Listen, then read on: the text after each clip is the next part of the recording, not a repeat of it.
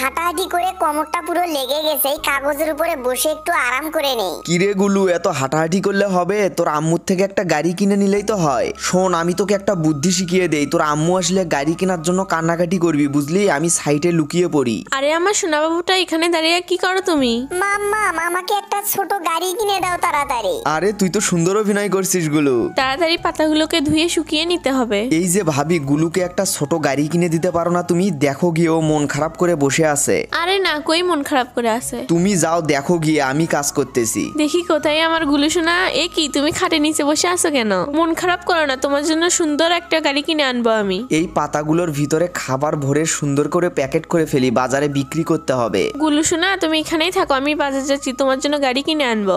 Mummy তো আমার জন্য গাড়ি কিনতে গেল, তাহলে মাম্মির কাজগুলো আমিই করে ফেলি। আয় গুলু, তোর মাথায় আমি সুন্দর করে দুইটা ঝুঁটি বেঁধে দেই। এই বাবু দেখো, তোমার জন্য আমি একটা গাড়ি কিনে আনছি। আরে মা, এটা তো অনেক সুন্দর একটা গাড়ি। শুধু গাড়ি নয়, দেখো বাসার জন্য আমি আরো কত কিছু কিনে আনছি।